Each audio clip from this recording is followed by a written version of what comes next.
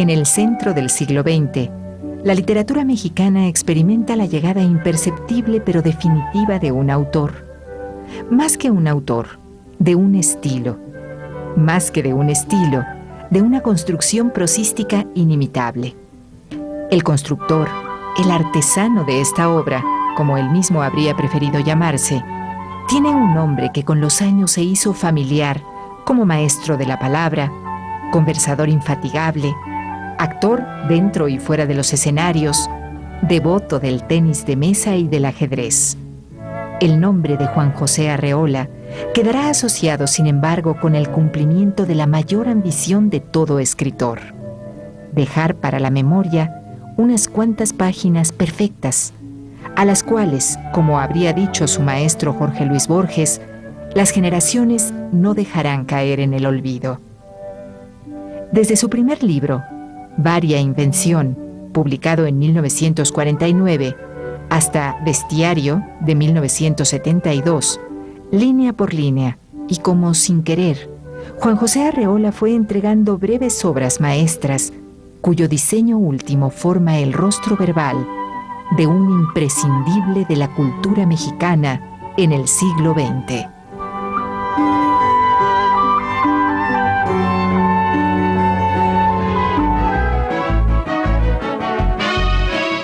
Juan José Arreola nació en Jalisco el año de 1918. Nació, mejor dicho, en un pueblo de ese estado al que se referiría de modo admirable en su texto De Memoria y Olvido, que abre su libro Confabulario. Sus párrafos son el mejor esbozo biográfico escrito por el mismo Arreola. Yo, señores, soy de Zapotlán el Grande, un pueblo que de tan grande nos lo hicieron Ciudad Guzmán hace 100 años. Pero nosotros seguimos siendo tan pueblo que todavía le decimos Zapotlán. Es un valle redondo de maíz, un circo de montañas sin más adorno que su buen temperamento, un cielo azul y una laguna que viene y se va como un delgado sueño. Desde mayo hasta diciembre se ve la estatura pareja y creciente de las milpas. Yo soy el cuarto hijo de unos padres que tuvieron 14 y que viven todavía para contarlo, gracias a Dios. Como ustedes ven, no soy niño consentido. Arreolas y Zúñigas disputan en mi alma como perros su antigua querella doméstica de incrédulos y devotos. Unos y otros parecen unirse allá muy lejos, en común origen vascongado, pero mestizos a buena hora, en sus venas circulan sin discordia las sangres que hicieron a México, junto con la de una monja francesa que les entró quién sabe por dónde. En Ciudad Guzmán, la infancia de Arreola transcurrió entre las guerras cristeras y su entrada a los 12 años a trabajar como aprendiz de encuadernador e imprentero. Ahí empezó su amor a los libros como objetos y su amor a los textos.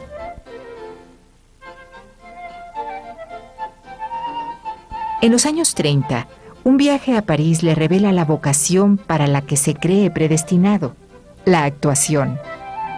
A su regreso de Francia, comienza a trabajar como corrector de pruebas en el Fondo de Cultura Económica, donde en 1949 aparecerá su primer libro, Varia Invención. Con los años, junto con su obra literaria, Arreola fue maestro y mentor de por lo menos 2 generaciones de escritores mexicanos. Fundó y dirigió la colección de Los Presentes y la revista Mester, donde varios de esos escritores publicaron sus primeras páginas. En 1976, Arreola obtuvo el Premio Nacional de Lingüística y Literatura. Para mí leer a Arreola, indudablemente que lo leí antes de conocerlo, ya era un hombre famoso. Yo tendría, junto con todos mis compañeros de generación, con José Agustín, Alejandro Aura, Jorge Arturo Ojeda, Gerardo de la Torre, Elsa Cross, algunos se me escapan. Ya Arreola era un hombre muy famoso, muy distinguido, y se le conocía, era parte de la cultura nacional. Entonces, de manera accidental llegué a su literatura, compré sus cuentos. Yo estaba más acostumbrado a la lectura de una literatura de tipo rural, y de pronto, bueno, pues yo, que no tenía nada que ver con el campo, descubro en Arreola realmente a un mago de la palabra. Cuando he escrito de él siempre he dicho que tiene ese toque de Rey Midas, de tocar cualquier tema popular, deportivo, y convertirlo en gran literatura. Entonces nos acercamos a él, José Agustín y yo, le mostramos algunos cuentos y nos dijo, miren, no me hagan esto, mejor hagamos un taller. Nos pareció maravilloso, es decir, su generosidad, que esto que habría que apuntarlo. El escritor en México es avaro, es mezquino, no da su tiempo, no muestra sus secretos, no ayuda a los demás, o ayuda en todo caso a un modesto grupo de elegidos, tal como lo hacía, por ejemplo, Octavio Paz. No, Arreola con una gran generosidad abrió las puertas y nos dijo, todos los miércoles nos vamos a reunir en la sala de mi casa de 5 a 7. Y así fue, llegábamos nosotros y muchos más, leía los cuentos de cada uno de nosotros, y si algo le parecía interesante, si algo le llamaba la atención, inmediatamente Arreola lo llamaba para sesiones extras. Todo esto sin cobrar, nadie pagaba un peso. Arreola le quitaba tiempo a su arte para dárselo a los jóvenes. Entonces de pronto un miércoles le decía a José Agustín, mañana ven tú para que trabajemos en tu novela, a Ojeda sus cuentos, a mí igual. Yo siempre tuve la tendencia a la literatura fantástica. Yo había leído mucha literatura europea, norteamericana, y sobre todo venía de fábulas, venía obviamente de La Fontaine, pero también venía de textos cortos de Oscar Wilde, había leído mucha mitología griega. Entonces ese mundo que yo tenía funcionaba, cabía muy bien en lo que Arreola nos daba.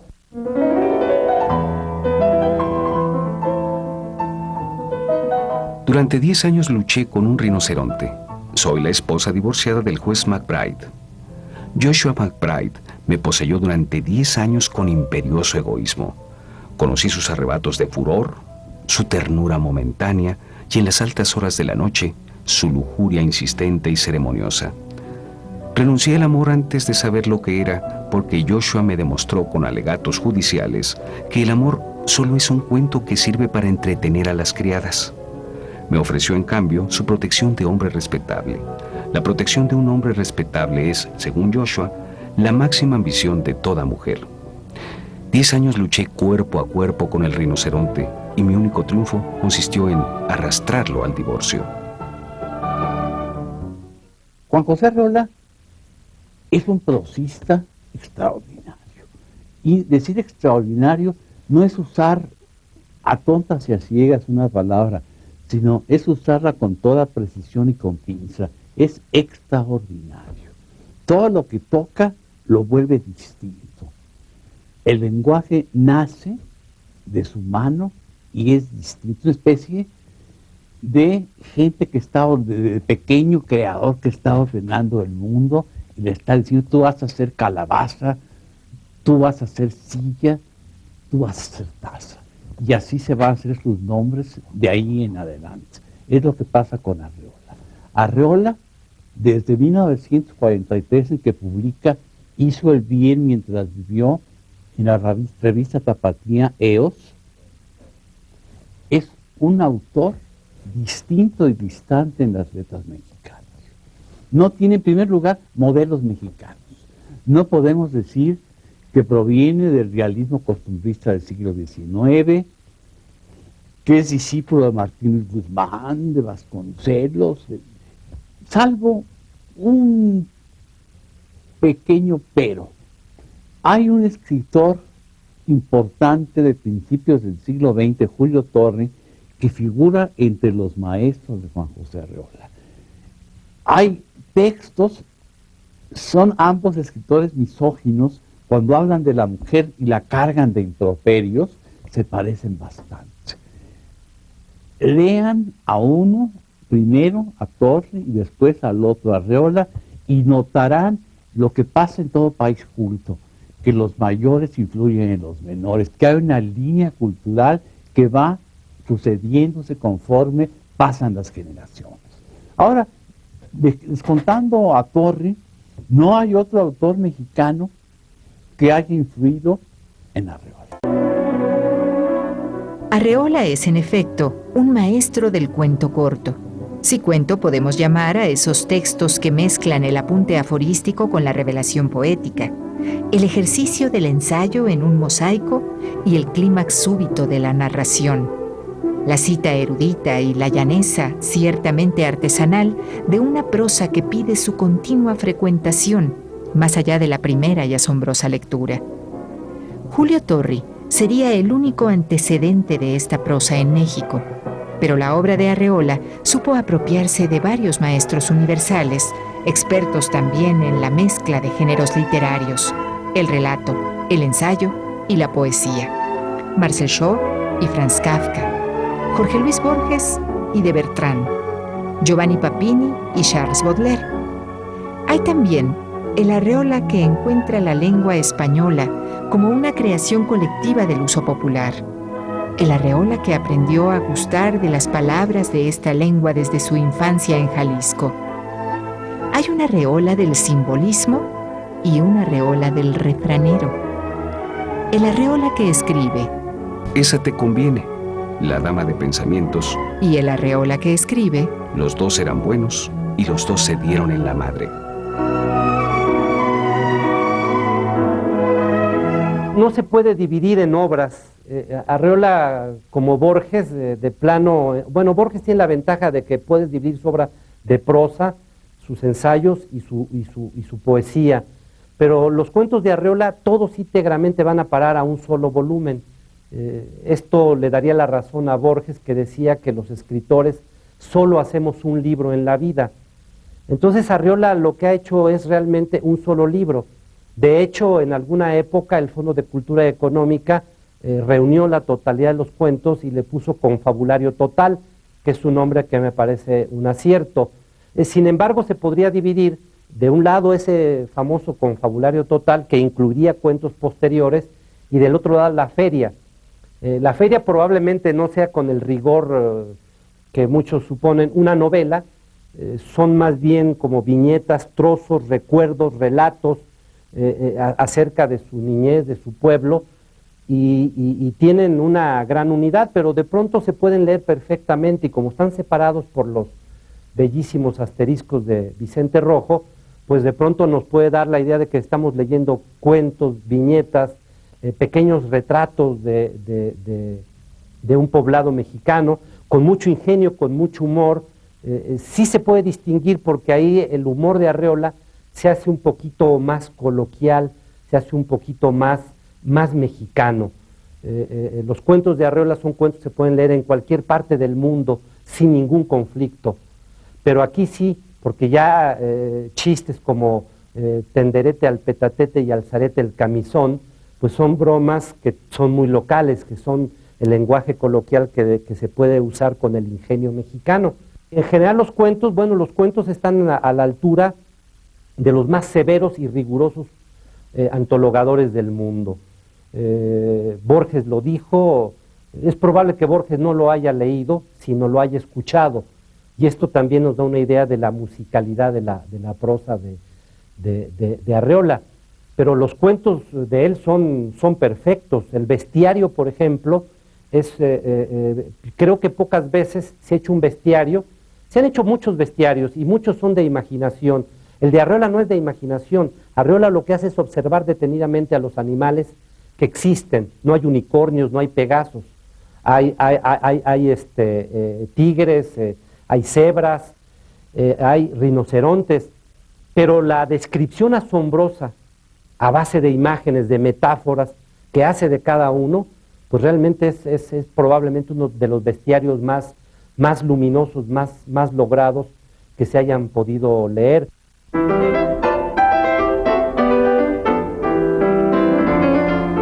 Salta de vez en cuando solo para comprobar su radical estático. El salto tiene algo de latido. Viéndolo bien, el sapo es todo corazón.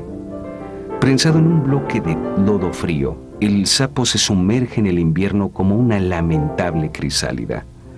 Se despierta en primavera, consciente de que ninguna metamorfosis se ha operado en él. Es más sapo que nunca. En su profunda desecación, aguarda en silencio las primeras lluvias. Y un buen día surge de la tierra blanda, pesado de humedad, henchido de savia rencorosa, como un corazón tirado al suelo. En su actitud de esfinge hay una secreta proposición de canje, y la fealdad del sapo aparece ante nosotros con una abrumadora cualidad de espejo.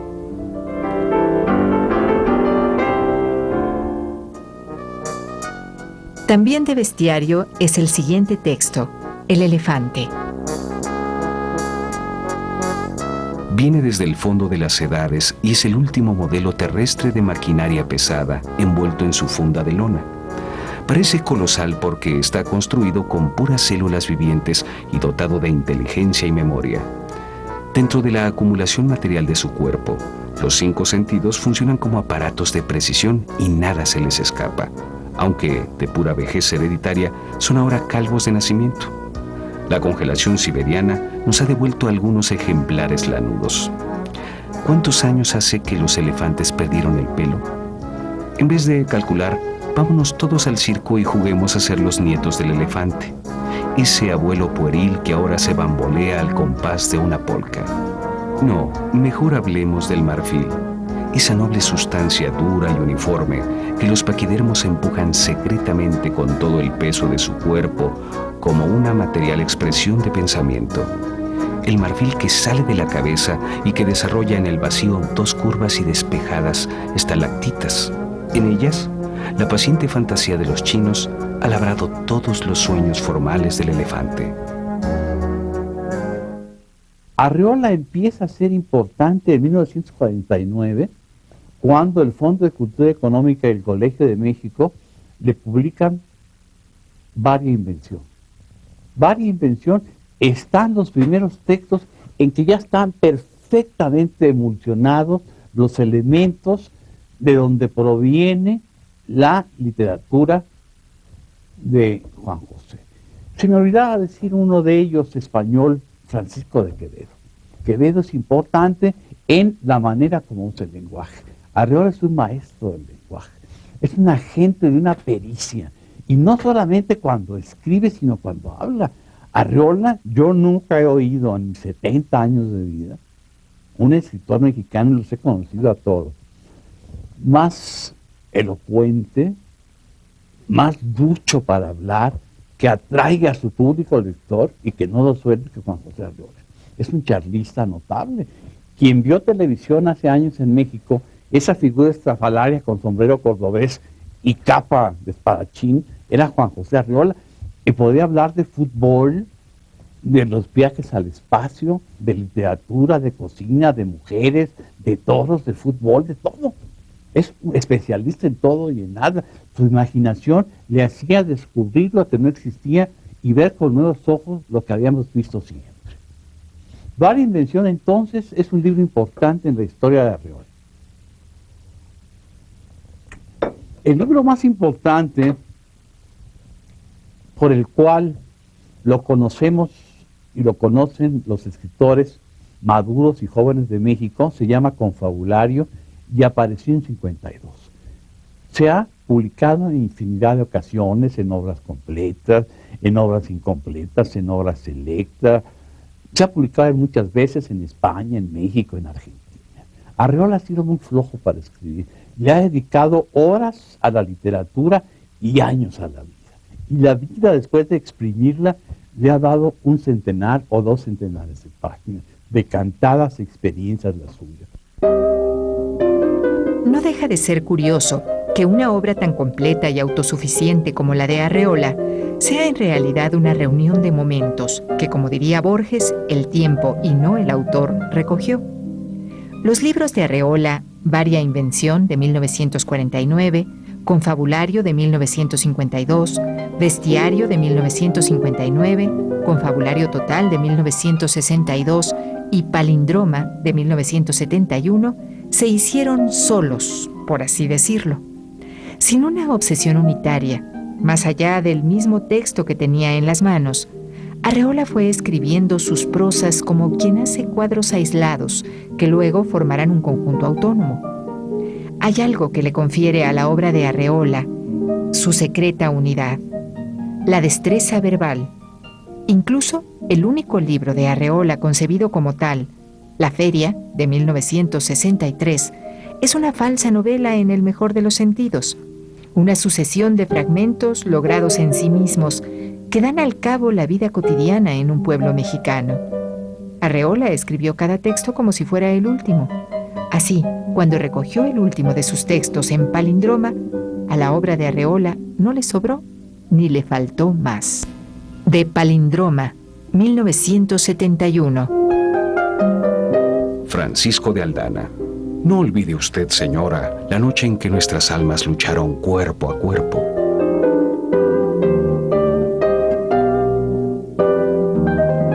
Prometeo a su buitre predilecta. Más arriba, a la izquierda, tengo algo muy dulce para ti. Ella se obstinó en el hígado y no supo el corazón de Prometeo. Bíblica. Levanto el sitio y abandono el campo. La cita es para hoy en la noche. Ven lavada y perfumada. Unge tus cabellos. Ciñe tus más preciosas vestiduras. Derrama en tu cuerpo la mirra y el incienso. Planté mi tienda de campaña en las afueras de Betulia. Allí te espero guarnecido de púrpura y de vino, con la mesa de manjares dispuesta, el lecho abierto y la cabeza prematuramente cortada.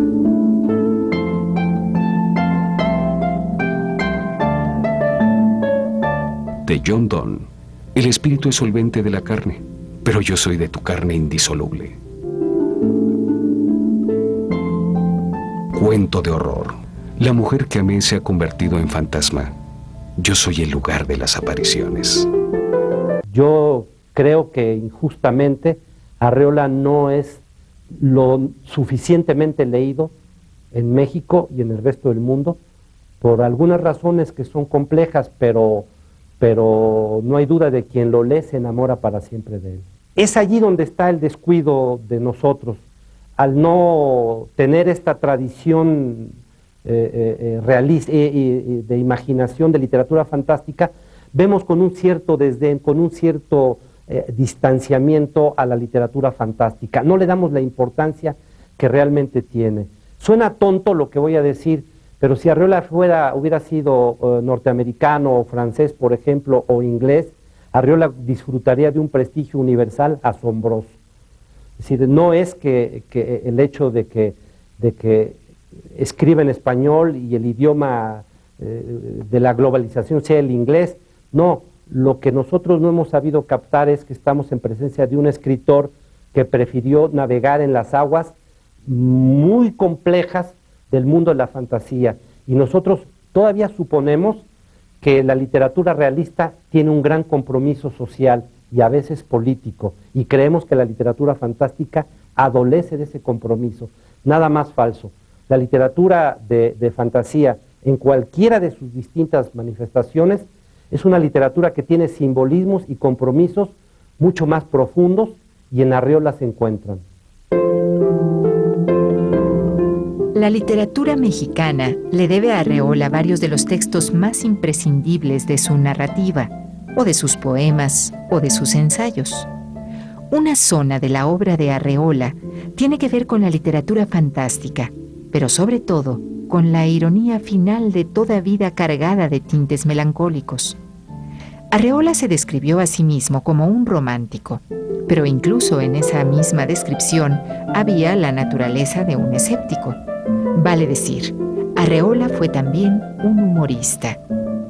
Quedan para las antologías sus cuentos El guardagujas, El prodigioso miligramo, Baby Horsepower, El parto de los montes, Corrido, De balística y Una mujer amaestrada.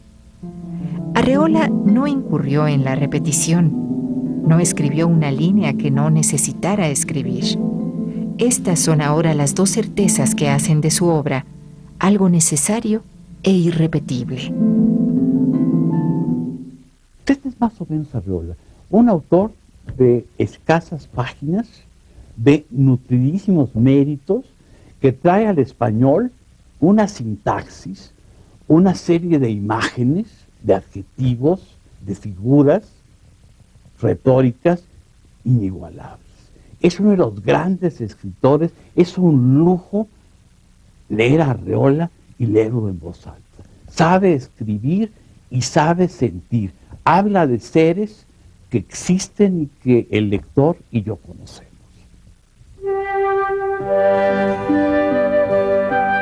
Donde quiera que haya un duelo, estaré de parte del que cae, ya se trate de héroes o rufianes.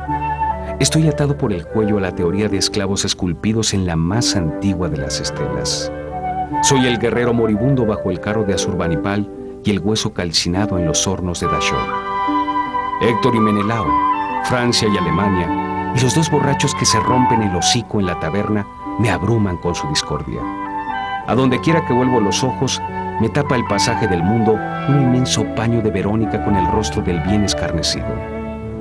Espectador a la fuerza, veo a los contendientes que inician la lucha y quiero estar de parte de ninguno, porque yo también soy dos, el que pega y el que recibe las bofetadas. El hombre contra el hombre. ¿Alguien quiere apostar? Señoras y señores, no hay salvación. Y nosotros está perdiendo la partida. El diablo juega ahora las piezas blancas. Juan José Arreola.